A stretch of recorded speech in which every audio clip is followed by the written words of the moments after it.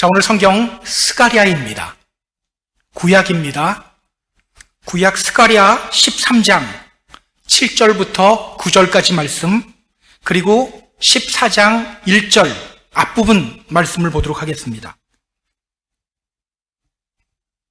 자, 먼저 스가랴 13장 7절부터 9절 우리 같이 한 목소리로 읽습니다. 만군의 여호와가 말하노라. 가라, 깨어서 내 목자, 내 짝된 자를 치라. 목자를 치면 양이 흩어지려니와 작은 자들 위에는 내가 내 손을 들이우리라. 여호와가 말하노라. 이 온 땅에서 3분의 2는 멸망하고 3분의 1은 거기 남으리니 내가 그 3분의 1을 불 가운데에 던져 은같이 연단하여 금같이 시험할 것이라. 그들이 내 이름을 부르리니 내가 들을 것이며 나는 말하기를 이는 내 백성이라 할 것이요 그들은 말하기를 여호와는 내 하나님이시라 하리라. 아멘. 자, 14장 1절 앞부분만 읽습니다. 같이 읽습니다. 여호와의 날이 이르리라. 아멘. 자, 이 시간 우리 신동준 선교사님 나오셔서 그 날에라는 제목으로 말씀 선포해 주시겠습니다. 우리 나오실 때요, 할렐루야로 같이 인사를 하겠습니다.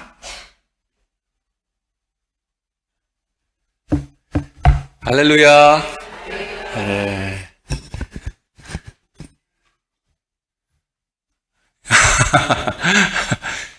오늘 저희 아들이 통역을 해요. 조금 어색하더라도 이해해 주시고, 이렇게 잠깐 미국에 다시 또 들어왔는데 설교할 기회를 주시고 이게 선교지 얘기를 나눌 수 있는 기회를 주신 우리 펜사콜라 한인 교회 성도님께 감사드립니다.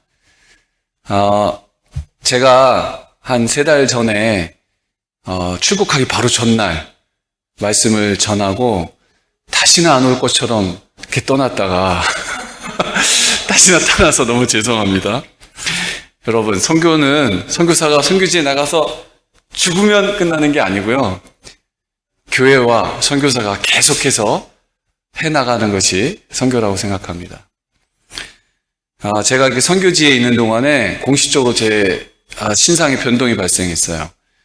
저희 선교단체가 저희 선교사님들이 다 고령화가 돼가지고 1, 2년 내 대부분 은퇴를 하세요. 이사회에서 긴급하게 결정을 내려서 저를 차기 리더로 지명을 하셨어요. 그래서 제가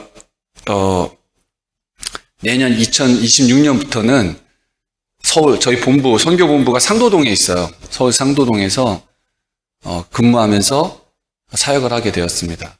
그래서 제가 있던 아프리카도 가지만 가끔은 이제 다른 나라도 갈 수 있는 선교사가 되었습니다. 그리고 또 하나는 제가 이제 아직 박사 공부 때문에 작년에 들어왔는데 그게 아직 안 끝났어요, 제가. 그래서 한 학기에 한 번씩 한 몇 주 동안은 미국에 들어올 수 있게 허락을 해주셨어요. 그래서 다시 잠깐 한국 들어가기 전에 공부하러 들어왔고요. 아마 내년에는 5월쯤에 또 오게 될 것 같습니다. 자꾸 미국에 오는 거 미워하지 않았으면 좋겠습니다. 오늘 말씀은 스가랴서. 저는 처음에 스가랴서 미국에 오니까 젓가락 그러더라고요. 젓가락이 뭔가 했더니 잭그라이어 그러더라고요. 잭그라이어. 영어로는 젓가락, 한국말은 스가랴. 예. 이 말씀을 선택한 이유는 제가 바로 3주 전에 한국에서 탄자니아로 단기 선교팀 23명이 왔었습니다. 23명과 함께 매일 아침마다 큐티를 했었어요. 큐티가 뭔지 아시죠? 큐티. quiet time이라고 일정한 시간을 두고 말씀을 묵상하는 겁니다.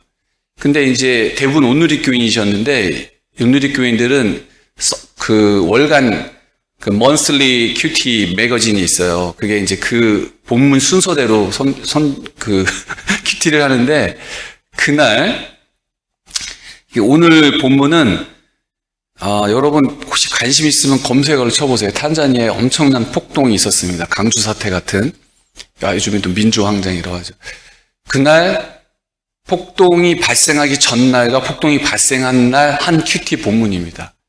그래서 그 본문을 제가 일방적으로 선택한 게 아니라 그날 본문을 갖고서 제가 이 말씀을 나누겠습니다. 그리고 이제 보통은 이제 아침에 특별한 장소가 없으니까 식당에 모여서 말씀을 읽고 일정 시간 묵상한 다음에 자발적으로 한 2-3명 나눔을 해요. 손을 들고. 그러니까 대부분 큐티아 단기팀이 오셨으니까 그분한테 기회를 줬기 때문에 제가 나눔을 한 적이 없었어요. 근데 그날 아침에 폭동이 발생할 줄 몰랐죠. 근데 갑자기 마음을 주셔서 손을 들고 제가 오늘 묵상 나눔을 하겠습니다 하고 했던 그 내용들을 오늘 나누는 겁니다. 오늘 나눌 이 젓가락 말씀은 스가랴서 제크라이아 말씀은 크게 두 부분으로 나눠져 있어요. 1장에서 8장하고 9장에서 14장까지 크게 두 부분으로 나눠져 있습니다. 그래서 1장에서 8장까지의 얘기는 거의 여러분 잘 아시는, 그러니까 연도로는 약 520년에서 518년, 기원전 BC 520년, 518년 전 사이에 기록된 글인데, 이스라엘 백성이 북이스라엘 남유다 멸망한 건 아시죠? 그래서 포로로 바벨론에 끌려갑니다. 그런데 바벨론이 멸망하고 바사 메데, 페르시아라는 제국이 생기고 고레스 칙령에 의해서 70년 만에 다시 고국으로 돌아오게 됩니다. 아시죠? 그 사람들은 들어오자마자 바로 성전 재건을 시작을 해요. 했는데 하다가 바로 또 그만두게 됩니다. 주변에 아시리아나 주변의 국가들이 견제를 할 거 아니에요. 저거 뭐지? 갑자기 와가지고. 두려워서 그만둔 상태에서 학개 선지자가 다시 와요. 하가이 선지자가 와서 너희들 뭐 하는 거야? 아니 성전이 이렇게 부서져 있는데 너희 집 판벽 이런 들어봤을 거야. 너희 집은 이렇게 지붕 세우고 그렇게 멀쩡한데 뭐 하고 있는 거야? 그러면서 16년 만에 성전을 재개할 때 쓰여진 말씀이에요. 이 앞부분은 그 앞부분은 그런 말씀인데 그게 한 516년쯤 됩니다. 기원전. 이때 이제 전반부의 내용을 보시면 1장에서 8장까지의 글은 8가지 환상이 나와요. 그래서 이 스가랴 선지자가 이 환상을 들으면서 너희들 지금 성전 열심히 다시 져. 그리고 어떤 두려움이 있더라도 이것을 완성해. 너희들 예배를 회복하고 너희가 이스라엘 선택된 백성 이스라엘이야. 그 정체성 회복에 대해서 촉구하는 내용입니다. 그리고 오늘 나눌 말씀이 있는 13장 부분, 9장에서 14장 부분은 특이하게도 그런 내용이 아니라 오늘 말씀 읽어보면 느꼈겠지만 마지막 때 아주 묵시적인 예언을 담고 있습니다. 앞에 부분하고 뒷부분하고 분위기하고 문체가 완전히 다릅니다. 아니, 스가랴 선지자는 성전조 대건이 됐고 다시 돌아왔고 40년이 지난 한 세대가 지난 이쯤에 갑자기 예언을 할 필요가 있었을까요? 그들을 향해서 엉뚱한 예언, 우리가 볼 때는 마지막 때에 대한 예언을 하는 거예요. 예수님이 오실 거고 또 다시 오실 거고 이런 얘기를 하고 있는 겁니다. 1장에서 8장까지 얘기가 그 주변 국가 위협에도 불구하고 성전 재건하고 거룩한 이스라엘의 그런 정체성을 회복해야 된다. 이러한 내가 지금 당장 직면한 내 실질적인 문제에 대해서 얘기를 하고 있다면 9장하고 14장은 막 그 다니엘서도 그래요. 뒷부분에 보면 이게 묵시적이고 종말론적인 예언을 담고 있습니다.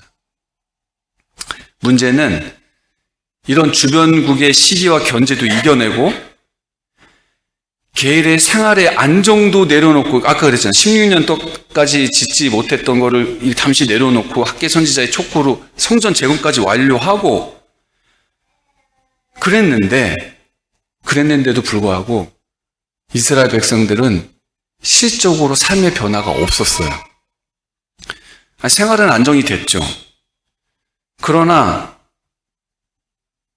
성전도 재건이 됐지만 여전히 주변 국가들의 그 제국에 둘러싸여 있는 소수 민족, 비주류 집단에 불과했습니다. 게다가 어떤 성전 재건 후에 극적인 삶의 반전은 아니더라도 계속 이제 편안하게 살 줄 알았는데 기미가 좀 자기의 상황이 좀 좋아질 기미마저 나아질 기미마저 별로 보여지지 않았습니다. 더 큰 문제는 이렇게 외적인 위협, 상황이 반전 이런 것만 없어진 게 아니라 사람들이 회의감이 들기 시작하는 거예요. 이거 지금 내가 뭐 하고 있는 거지? 뭐 이런 생각이 들었던 것 같아요. 그런 것이 전체 공동체 전체에 번져나가기 시작했고 사람들은 내가 하나님의 백성이야? 이런 정체성마저 혼란스러워지기 시작했습니다.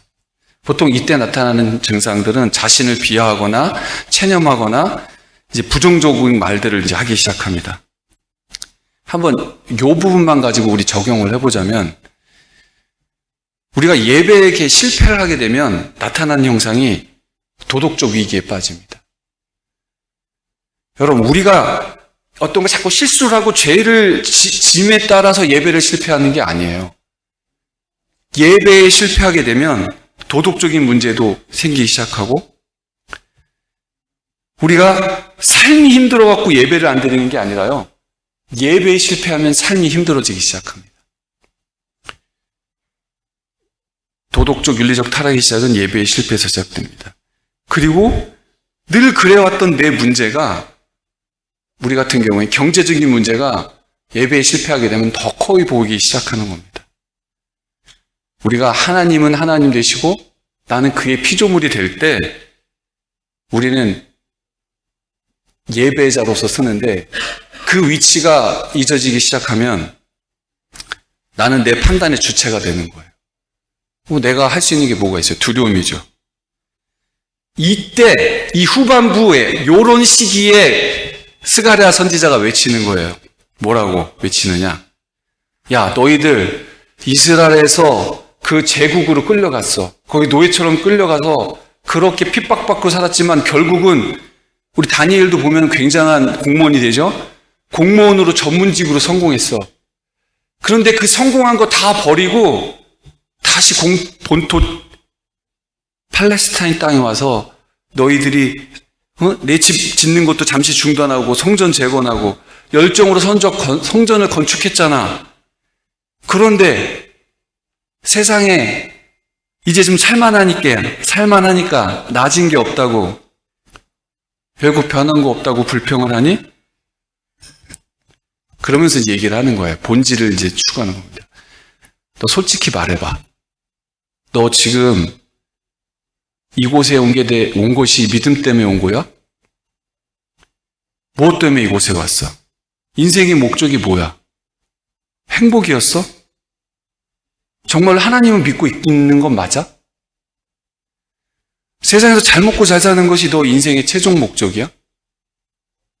너희들이 이 이스라엘 땅에 와서 성전을 진 것이 열정이었어? 믿음이었어? 라고 물어보는 겁니다. 그리고 선지자가 설명합니다.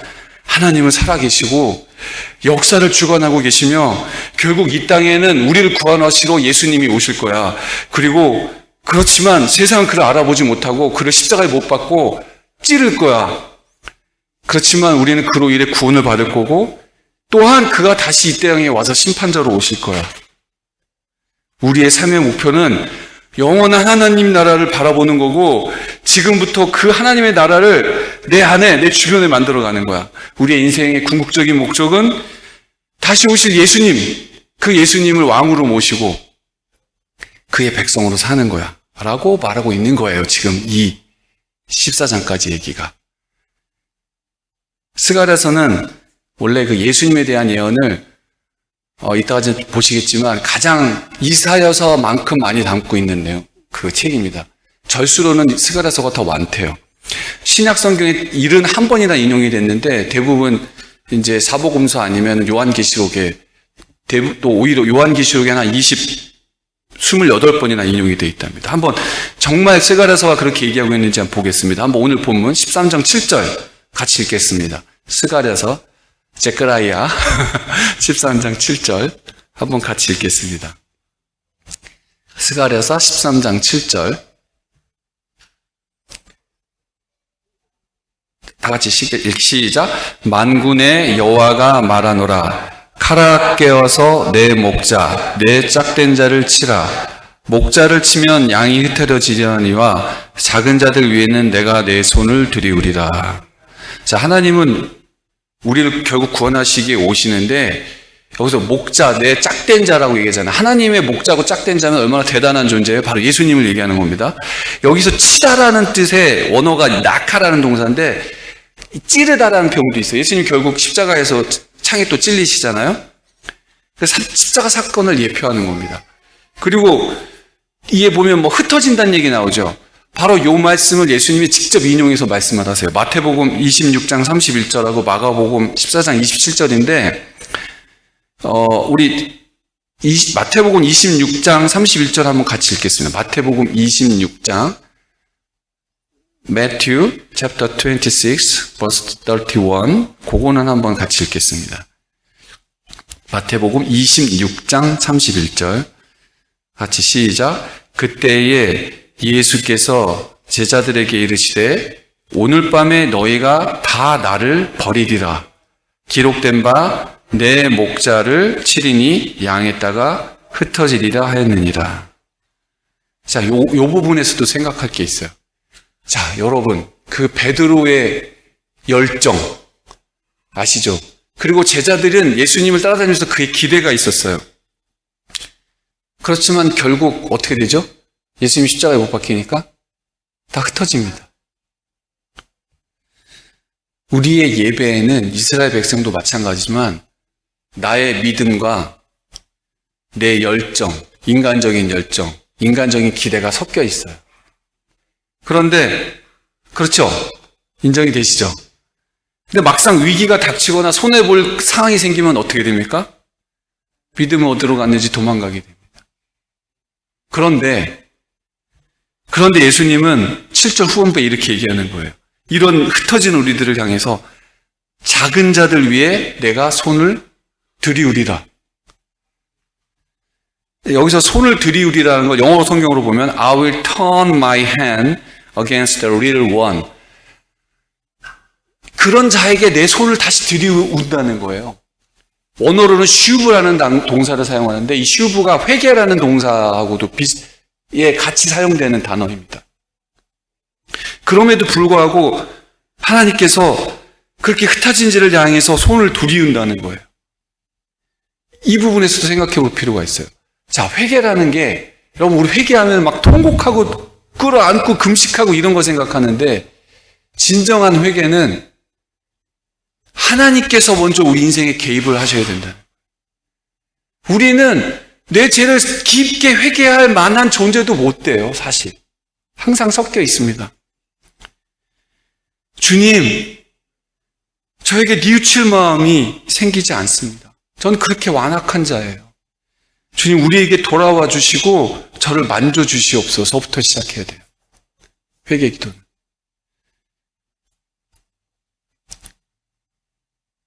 자, 8절, 9절, 그리고 14장 1절 앞부분까지 읽겠습니다. 8절에서 9절, 13장 8절에서 9절, 14장에서 1절 앞부분, 시작.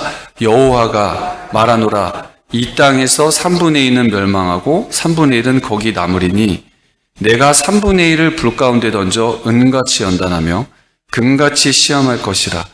그들이 내 이름을 부르니 내가 들을 것이며 나는 말하기를 이는 내 백성이라 할 것이요 그들은 말하기를 여호와는 내 하나님이시라 하리라. 여호와의 날이 이르리라. 자, 8절에 보시면 세상에 끝이 있다는 거예요. 지금 스가랴가 백성들한테 야, 세상에 끝이 있어. 그리고 14장 앞부분에 보면 여호와의 날이 다가오리라. 오고 있다는 거예요. 마지막 때가. 아마 마지막 때가 되면 지구적인 변화가 있을 거예요. 마지막 때 이런 얘기 많이 하시죠, 요즘. 거기에 너무 심취한 분들도 있습니다. 근데 여기가 3분의 1은 멸망하고 3분의 1은 살아남는데요. 근데 대부분의 주석서를 보면 이게 히브리적 문학적 표현인데 꼭 숫자적인 표현이 아니라 살아남는 자가 많지 않다는 거예요. 구원받는 자가 많지 않다는 거예요. 그런데 문제는 살아남은 3분의 1도 어떻게 하시냐면 어떻게 한다 그랬죠? 어떻게 한다 그래요? 그 3분의 1은 은같이 연단하며 금같이 시험한대요. 그 살아남는 자도. 그리고 뭐라고 얘기하냐면 근데 참 재밌는 표현이에요. 그냥 연단만 하는 게 아니라 은같이 연단하고 금같이 시험한대요. 단순히 지치는 걸로 끝나고 고통을 주는 게 아니라 그 가운데서 불순물을 완전히 빼서 금과 같이 정금같이 만든다는 거예요. 그런 자가 구원을 받는다는 거예요.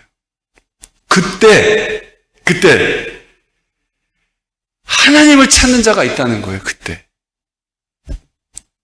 제가 살아보니까 사람이 죽겠다고 해서 하나님 찾는 거 아니더라고요.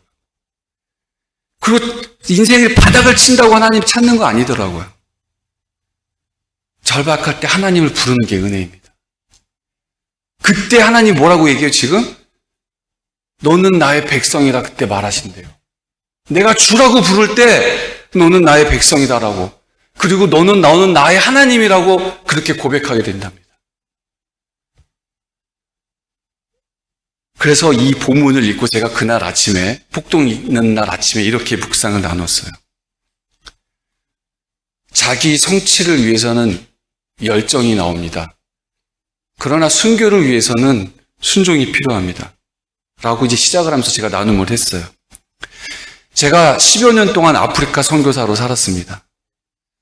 저는 굉장히 성품이 좋은 사람입니다. 동의가 되세요? 네, 저는 착한 사람입니다. 제가 이런 말을 하면 이제 화법을 잘 모르시더라고요. 한국 교포분들이 이제 외국에 오래 계신. 제가 착한 줄 알았다는 뜻이에요. 전 착한 사람입니다. 제가 부부 갈등이 심한 적이 있었다고 말씀드렸어요. 한 7년 동안. 거의 잠을 못 자면서 7년을 보냈어요. 서로. 저는 그때도요, 한 번도 화낸 적이 없어요. 부부싸움을 하는데. 그리고 화를 내는 아내를 보면서 너는 화냈으니까 나쁜 사람, 난 안 냈으니까 좋은 사람. 저는 그런 사람이었어요. 제가 군생활 20년, 사관학교 생각하자면 24년 군생활 하면서요, 저는 누구를 해친 적도 없고 물리적으로 아픔을 간 적도 없어요. 그렇게 힘들게 군생활을, 격동의 군생활을 하는 중에도 저는 착한 사람입니다. 그러나 겉으로 아무 말도 안 하지만 속으로는 다른 사람을 다 판단하고 있었어요. 아프리카에 가보니까 그 환경이 나의 혈기를 드러나게 하더라고요. 그렇게 착한 사람은 더 이상 버틸 수가 없더라고요. 아니, 현지인들 사는 거 얼마나 힘들어요. 가난하고. 다들 이유가 있겠죠. 근데 나도 힘드니까 그들을 이해할 여력이 없더라고요. 저도 일이 바쁘고 사역이 바쁘고 그러다 보면요, 제가 그들을 이렇게 하대하면서 무시하는 게 제 안에 느껴져요. 말을 안 하죠. 착하니까. 근데 속으로는 아유, 이런 무식한 것들, 이런 가난한 것들, 냄새나고. 그리고 또 그런 사람들이 또 얼마나 거업적으로 저한테 막 하는지 몰라요. 그러면 막 화가 이렇게 끌어오르는 거예요. 막 말이 그런 나를 발견했어. 어쩌면, 아니, 하나 더 얘기하면, 선교사로의 열정은 딱 1년 가더라고요. 10년 중에서 처음에. 제가 선교사가 돼서 알게 된 거는 제가 죄인이라는 거예요.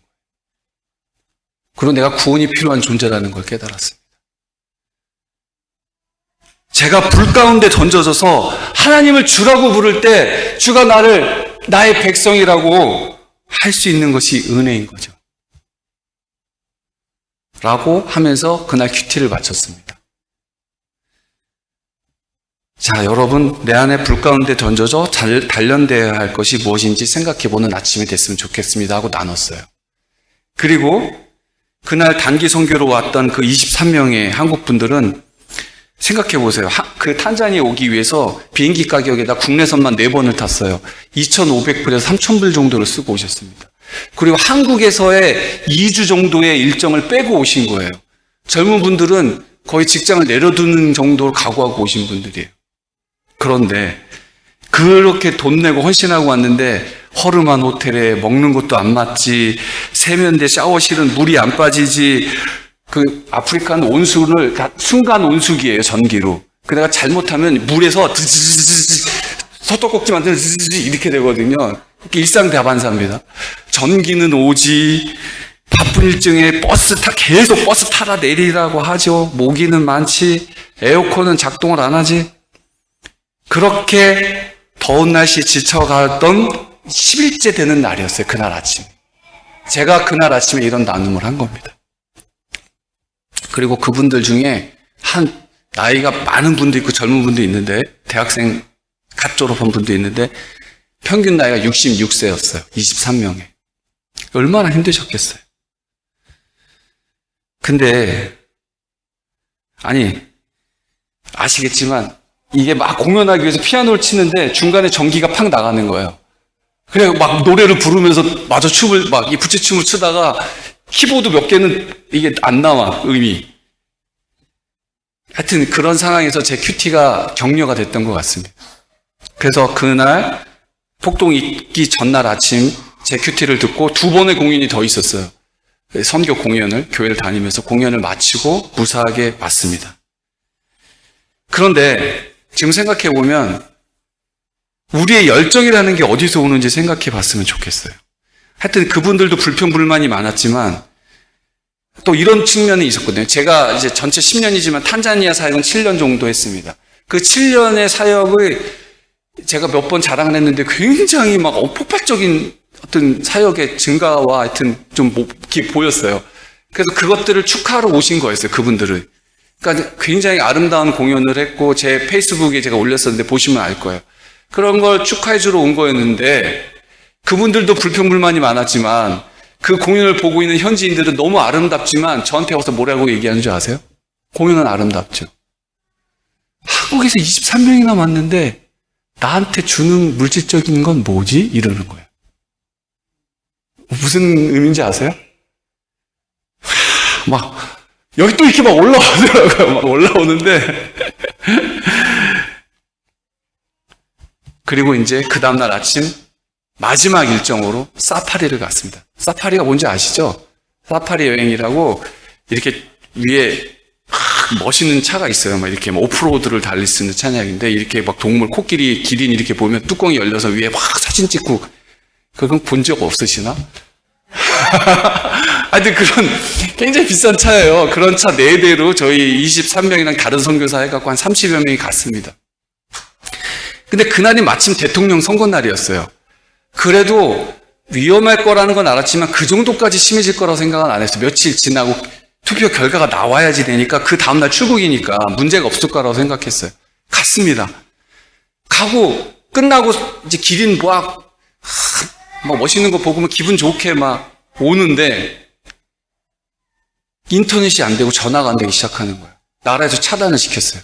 문자가 오기 시작하는데 선거가 끝나자마자 폭동이 발생이 시작했는데 폭동이 발생하니까 경찰하고 군인들이 도시를 장악하고 보이는 대로 쏴버리는 거예요. 그러니까 문자가 오기 시작하는 거예요. 사람이 좀 죽어나가고 있다고. 근데 다행히 도시 바깥쪽 진입 부분에 저희 호텔이 있었어요. 그래서 저희 4대로 오고 있었는데 2대까지는 해가 지기 직전이었기 때문에 어떻게 뚫고 들어왔어요. 진입 지점이니까.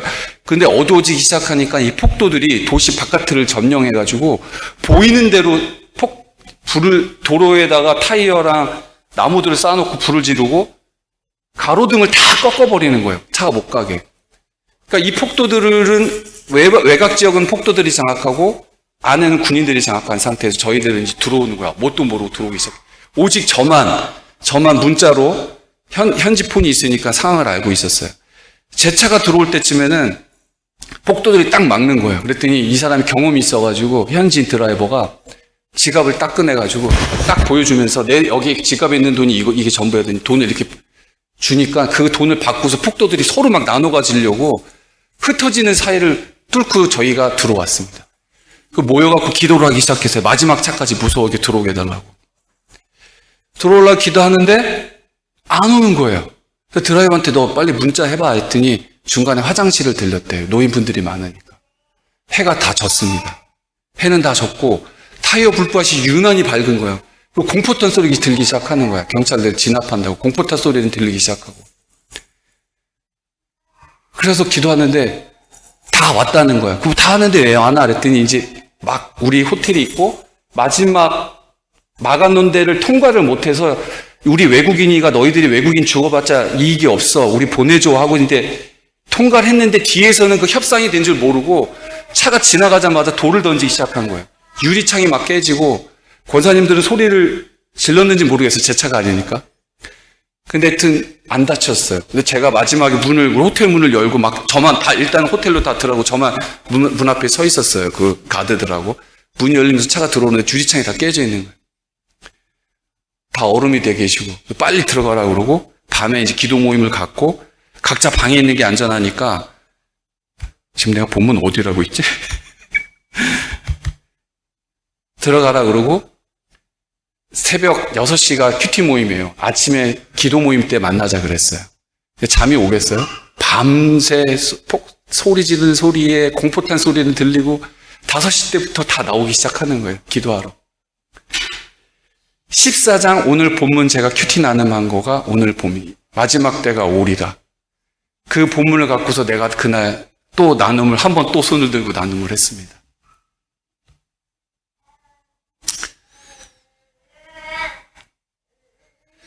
자, 우리 스가랴서 14장 6절에서 9절 한번 보겠습니다. 스가랴서. 젓가락. 제카라이아 chapter 14, 14장 6절에서 9절. 6절에서 9절. 14장 6절에서 9절 다 같이 한번 읽겠습니다. 그날에는 빛이 없겠고 광명한 것들이 떠날 것이라. 여호와께서 아시는 한 날이 있으리니 낮도 아니요 밤도 아니라 어두워 갈 때의 빛이 있으리로다. 그날에 생수가 예루살렘에서 솟아나서 절반은 동해로 절반은 서해로 흐를 것이라. 여름에도 겨울에도 그러하리라.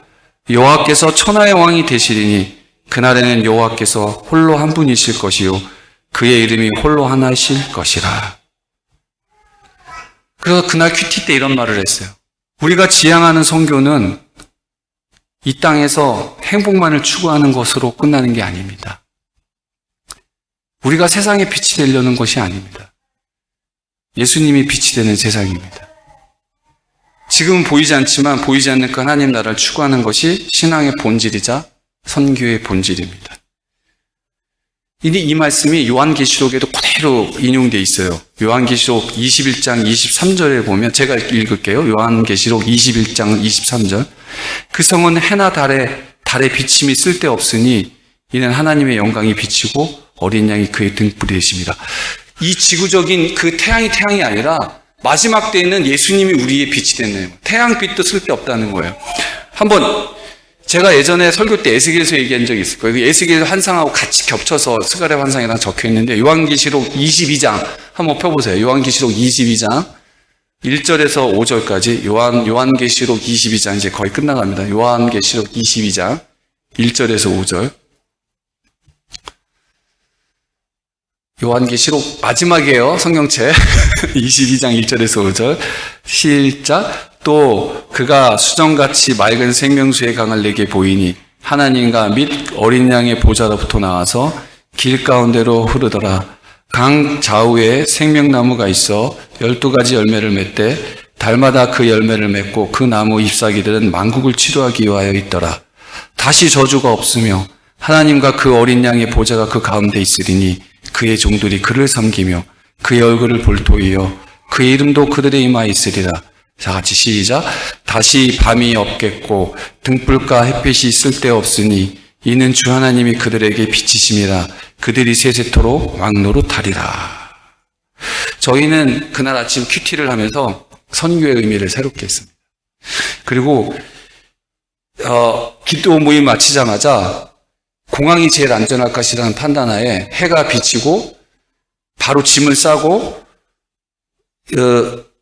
그때 이제 영사 막 조력하고 막 한국에 막 외교부에도 전화를 하고 해갖고 하여튼 버스 2대를 해가지고 호텔에서 비포장으로 사람들이 안 다니는 도로로 사람들이 아침에 조금 진정돼 있더라고요. 폭도들이. 비포장으로 해서 아루샤 공항으로 갔어요. 아루샤 공항이 세렝게티와 킬리만자로 사이에 있는 공항이에요. 그래서 저녁 오후 비행기인데 아침에 갔는데 어떻게 하여튼 외국인들은 왔어요. 비행기가 안 오는 거예요. 저희 비행기는 연착이 돼서 결국 6시 반, 원래 6시에 문 닫는 비행기인데 6시 반 비행기를 타고 수도 다르살람으로 왔습니다. 다르살람에서 국제선이 연결이 되거든요. 근데 이미 폭도들이 한번 쓸고 갔고 군인들이 장악하고 있었어요. 다행히. 그리고 통금 상태이기 때문에 통금 상태에 나오는 사람 무조건 쏘고 있는 상태예요. 그래서 저희는 호텔로 갈 수가 없고 그냥 호텔에서 노숙을 했습니다. 사진들이 있어요. 그냥 호텔이 아니라 공항에서 그냥 도착하는 대로 공항에서 노숙을 했어요. 모든 국제선은 결항이었습니다. 사람들이 그래도 굉장히 평안한 상태로 있고, 저는 차라리 제가 뭐 대단한 게 아니라 차라리 제가 죽는 건 상관이 없는데 23명을 책임지고 있으니까 너무 쉽지 않더라고요. 다행히 비행기가 4시부터 국제선이 날아오기 시작하더라고요. 그 전날은 다 선거날은 결항이었고, 그리고 우리 11시 반 비행기가 왔어요. 그래서 탈출을 하고 그분들 보내고, 저도 못 나올 거였는데 비행기 2번 연착되고 다른 비행기로 바뀌어가지고 케냐로 탈출을 했어요. 그 다음날 저녁에. 그리고 케냐 걸쳐서 여기 온 게 바로 딱 3주 전 이야기입니다.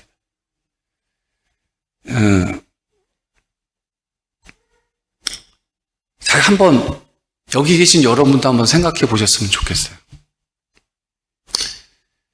이스라엘 백성처럼 여러분도 경계선을 넘어서 미국에 왔습니다. 그리고 살아남기 위해서 발버둥 치셨습니다. 결국 어느 정도 자리도 잡았고 살만해졌어요. 교회도 다녔고 예배도 드렸고, 예배 가운데 눈물도 은혜도 경험했습니다. 헌금됐고 봉사도 해봤고 이제 말씀이 들리기 시작했어요. 근데 역시 이런 적 없어졌어요? 내가 지금 뭐 하고 있지? 이런 생각이 들 때가 있으셨는지 모르겠어요. 어느 정도 작은 성공도 해봤고 살아가는데, 내가 미국에서의 나를 보니까 여전히 예루살렘에 복귀한 이스라엘 백성처럼 이 땅에선 여전히 마이너리티로, 소수자로 살아가야 됩니다. 살만해졌지만 여전히 본질이 변한 건 없어요. 왜 그럴까요? 부부관계도, 가정도, 직장도. 여러분, 인생의 목적은 행복이 아닙니다. 행복하다는 게 나쁜 게 아니라 우리의 열정과 삶의 목적은 불같은 데서 연단을 받고 금같이 시험을 받아볼 필요가 있습니다. 혹시 그런 상황 가운데 있으시면 그게 은혜예요. 왜냐하면 내가 주라고 부를 수 있잖아요. 하나님을 주라고 부를 수 있기 때문입니다. 우리의 삶의 목표는 영원한 하나님의 나라가 오는 것을 바라보는 것이고, 지금부터 그 나라를 내 안에, 내 주변에 만들어가는 것입니다. 우리 인생의 궁극적인 목적은 다시 오실 예수님, 그 예수님을 하나님 나라에서 왕으로 모시고 내가 그의 백성으로 사는 것입니다. 여러분의 인생의 목적이 거기와 결부되어 있지 않으면 늘 회의에 빠질 수밖에 없어요. 생각해 보세요. 세상적으로 볼 때는 예배라는 것만큼 소비적인 게 없습니다. 결과물도 없고 생산물도 없어요. 아니, 선교를 위한 헌금만큼 무책임한 게 없습니다. 자기 교회를 위해 쓰지도 못해요. 근데 왜 우리는 이렇게 선교에 목숨을 걸까요? 그게 믿음이고 그게 마라나타의 신앙입니다. 여러분, 추수감사 주일입니다. 다시 오실 예수님, 그 추수 때에 드릴 우리의 열매는 뭘까요? 성취? 업적? 교회 크기?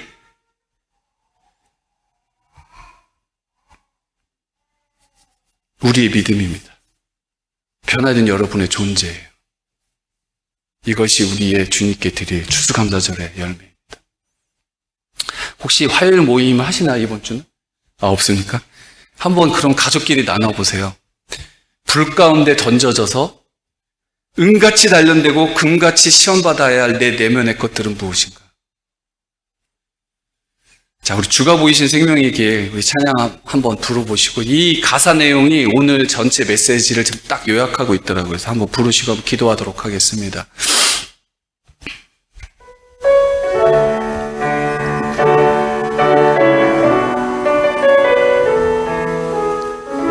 주가 보이신 생명에, 주가 보이신